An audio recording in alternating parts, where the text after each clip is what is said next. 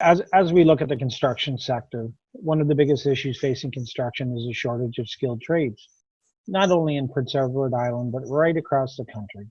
So what do we do? What route do we take? Well, we're very lucky to have opportunities and availabilities of youth, newcomers, our indigenous community, women. So we need to do more work to look at opportunities those areas. Something we've been doing here for a number of years is our youth and trades program.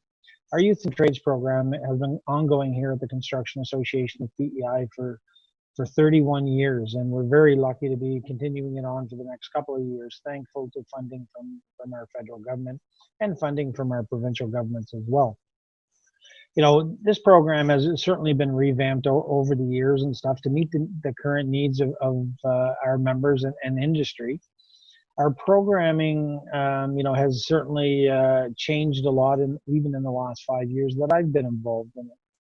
So just to give you an update, when I first started here 5 years ago, we were working with one program a year. And in 2019, we actually were very successful and had 5 programs. Those 5 programs worked with many different sectors within our communities. We were very privileged to work with our Indigenous community in Western PEI, providing 8 weeks of classroom training, and then job experiences for up to 14 weeks with our members and non-members within the construction industry here in Prince Edward Island. Another great partner during that program was Habitat for Humanity. So the possibilities are endless. During the programming evaluations and stuff, we discovered that there's more need than just youth with barriers and the Indigenous community. So we reached out to our newcomer community and thought we'd look at that. We were very lucky here in PEI to be leading, definitely Atlantic Canada on immigration growth and stuff, and so we wanted to touch base on every opportunity or every possibility that we could, because we were facing a huge shortfall here in Prince Edward Island with our trade sector. We were not able to get the work done that was being placed in front of us. So we had many challenges. The programming and stuff has been a tremendous resource, not only for the industry, but for the members and for the communities, because it's allowing people to go to work. It's allowing people the opportunity to try something they never thought they would try before.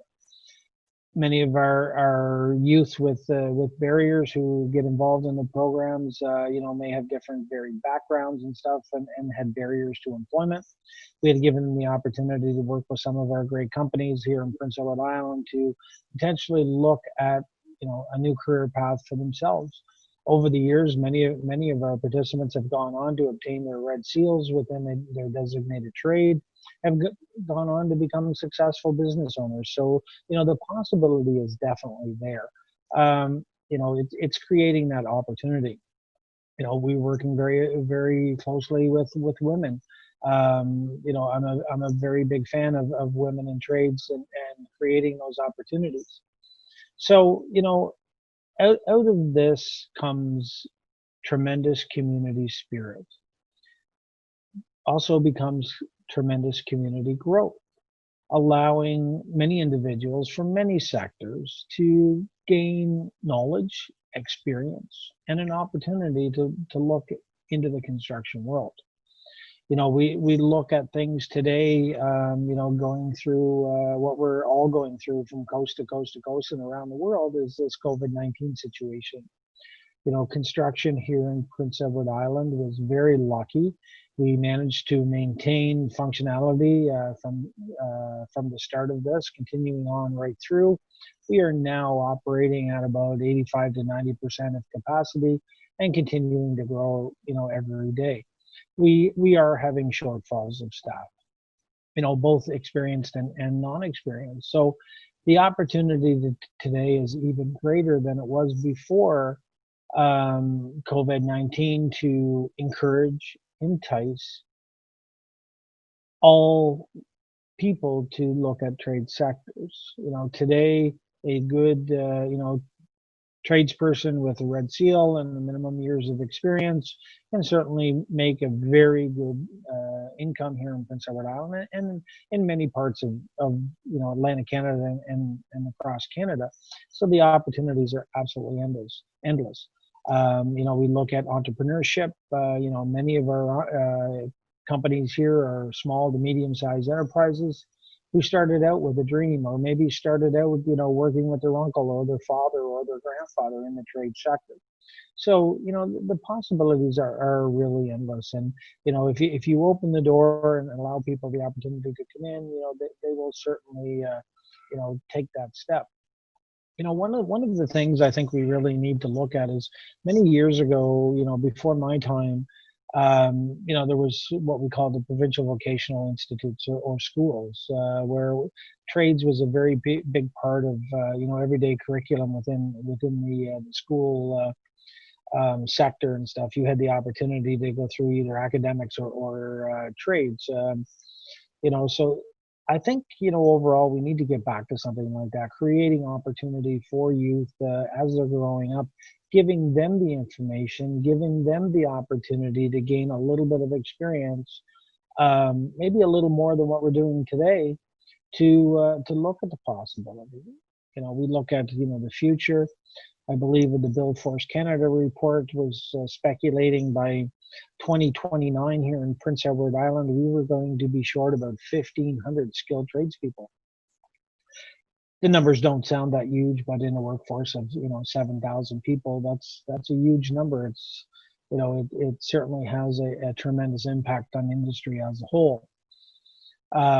So moving forward, there is a huge need, and that's where the collaboration and the partnerships are really going to come into play, with your construction associations, with industry, with government, with our Department of Education, and definitely our Department of Immigration and social development and various departments, both provincially and federally, to support one another in some of these endeavors.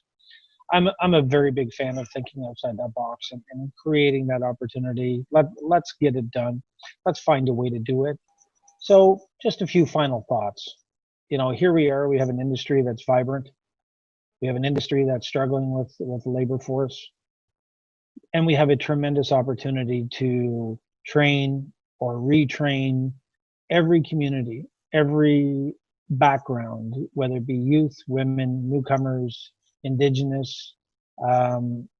Let's support one another. Let's create the opportunities out there and the availability for some localized training and localized opportunities, all the while promoting innovation in IT and climate control, climate change, and whatever else maybe moving forward and ahead for us in the construction industry. Thank you.